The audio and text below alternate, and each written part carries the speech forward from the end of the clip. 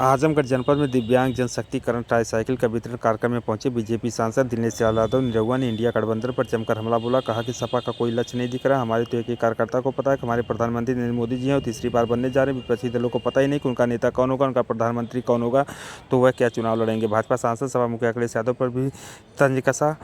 कहा कि एक दिन ऐसा आएगा कि अखिलेश यादव भी सपा छोड़ देंगे। बीजेपी सांसद दिनेश यादव निरहुआ ने कहा कि कमी अखिलेश यादव में नहीं, कमी उनकी पार्टी की विचारधारा में। कोई भी व्यक्ति जिस पार्टी के साथ जुड़ता है उसकी विचारधारा के हिसाब से काम करता है, उनकी विचारधारा के हिसाब से बयान देता है। जितने लोग भी समाजवादी पार्टी के साथ जुड़ते हैं वह कभी राम के खिलाफ बोलते हैं, कभी वैक्सीन के खिलाफ बोलते हैं, वह मोदी का विरोध करते हुए भूल जाते हैं और देश विरोध में उतर जाते हैं।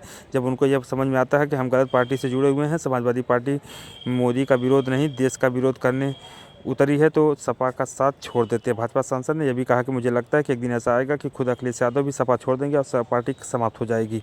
आने वाले दिनों में अखिलेश यादव को समझ में आ जाएगा कि यह पार्टी गलत है, उनकी विचारधारा ही गलत है, वह खुद ही समाजवादी पार्टी को समाप्त कर बंद कर देंगे। और कुछ क्या कहा सांसद दिनेश यादव निरहुआ ने, आइए हम आपको सुनाते हैं। उत्तर प्रदेश सरकार की जितनी योजनाएं चलती हैं उन्हीं योजनाओं के तहत हमारे जो अधिकारी हैं शशांक जी, इनके सहयोग से ये चौथी बार हम लोग जो है हमारे दिव्यांगजनों को ट्राईसाइकिल बांट रहे हैं। आज लगभग 300 लोगों को ये साइकिल बांटेंगे। और इसके अलावा जो हमारे आजमगढ़ में एक स्कूल है दिव्यांगजनों का, उनको भी 25,000 रुपये का अनुदान देंगे। सर, आजमगढ़ में लगता है कि उनका कोई लक्ष्य दिख ही नहीं रहा है ना। कोई हमारे पास तो एक एक कार्यकर्ता को पता है कि हमारे प्रधानमंत्री जो है वो नरेंद्र मोदी जी हैं, तीसरी बार बनने जा रहे हैं। उनको पता ही नहीं उनका नेता कौन होगा, उनका प्रधानमंत्री कौन होगा, तो वो क्या लड़ेंगे। यूपी में आपके भैया जो अखिलेश गठबंधन में हैं, हाँ, उनके साथी एक एक करके अलग होते जा रहे हैं। क्या मानते हैं आप, भैया में क्या कमी रह गई है? भैया में कमी नहीं, भैया की पार्टी की विचारधारा में कमी है।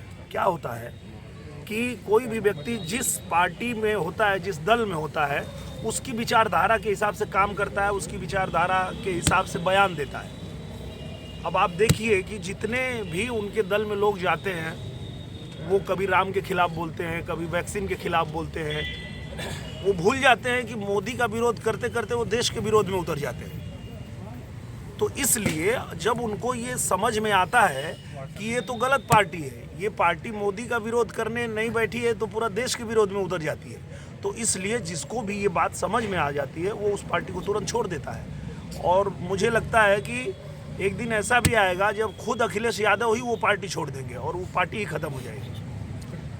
मुझे तो ये दिख रहा है, सामने यही दिख रहा है कि आने वाले दिन में अखिलेश यादव जी को भी ये बात समझ में आएगी कि ये गलत पार्टी है, इसका जो विचारधारा ही गलत है।